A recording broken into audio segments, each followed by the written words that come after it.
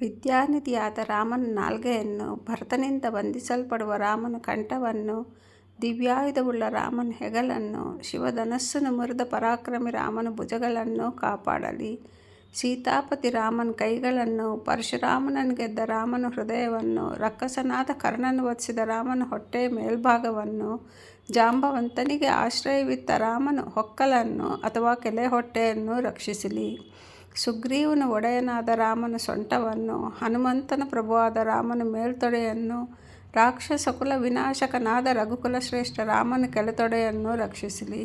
ಸಮುದ್ರಕ್ಕೆ ಸೇತು ನಿರ್ಮಿಸಿದ ರಾಮನ ಮೊಣಕಾಲು ಗಂಟುಗಳನ್ನು ಅಥವಾ ಮಂಡಿಗಳನ್ನು, ರಾವಣನನ್ನು ಸಂಹರಿಸಿದ ರಾಮನ ಮೊಣಕಾಲುಗಳನ್ನು, ವಿಭೀಷಣನಿಗೆ ಒಲಿದ ರಾಮನ ಪಾದಗಳನ್ನು, ಹೀಗೆ ಆ ಸರ್ವಶಕ್ತ ರಾಮನ ದೇಹದ ಎಲ್ಲ ಅಂಗಾಂಗಗಳನ್ನು ರಕ್ಷಿಸಿ ಕಾಪಾಡಲಿ.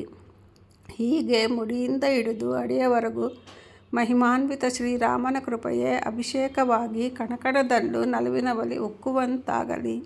ಶ್ರೀರಾಮನ ಮಹಿಮೆಯನ್ನೇ ನೆನೆಸುತ್ತಾ ದೇಹದ ಅಂಗಾಂಗಗಳಲ್ಲಿ ರಾಮನ ಕೃಪೆಯನ್ನೇ ಆವಾಹಿಸುತ್ತಾ ಶ್ರೀರಾಮರಕ್ಷಾ ಸ್ತೋತ್ರ ಪಠಿಸುವವನಿಗೆ ಆನಂದ, ಆರೋಗ್ಯ, ಆಯುಷ್ಯಗಳೆಲ್ಲ ಪ್ರಾಪ್ತವಾಗಿ ಆತ ಸದ್ಗುಣಿಯೂ ಸತ್ಪುತ್ರವಂತನೂ ಸರ್ವಸಮರ್ಥನೂ ಆಗುತ್ತಾನೆ. ಶ್ರೀರಾಮನ ಕೃಪೆ ಭೂಮಿಯ ಮೇಲೆ ಮಾತ್ರವಲ್ಲ, ಭೂಮಿಯ ಒಳಗೂ ಹೊರಗೂ ಇರುವ ಚರಾಚರ ವಸ್ತುಗಳನ್ನೆಲ್ಲ ಆವರಿಸಿ ರಕ್ಷಿಸುತ್ತದೆ. ಈ ಕೃಪಾಜಾಲವು ಗಾಢವಾದಷ್ಟೇ ಭೂಮಿ ಮೇಲಿನ ಜೀವಿಗಳಿಗಾಗಲಿ ಆಕಾಶದಲ್ಲಿರುವ ಸೂಕ್ಷ್ಮ ಚೇತನಗಳಿಗಾಗಲಿ ನಿಲುಕದಷ್ಟು ನಿಗೂಢವಾದುದು.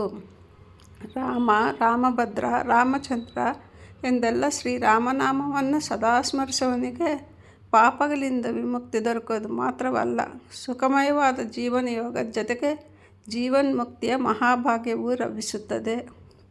ರಾಮನಾಮ ಸ್ಮರಣೆಯಲ್ಲಿ ಯಾರ ಮನ ನಿಂತೋ, ರಾಮನಾಮವೇ ಯಾರ ಉಸಿರಾಗುವುದೋ ಅವರು ರಾಮನ ಕೃಪಾಶ್ರಯದಲ್ಲಿ ಸರ್ವಸಮರ್ಥರಾಗಿ ವಿಶ್ವವಿಜೇತರಾಗಿ ಕೆಂಗುಲಿಸುತ್ತಾರೆ. ಧನ್ಯವಾದಗಳು.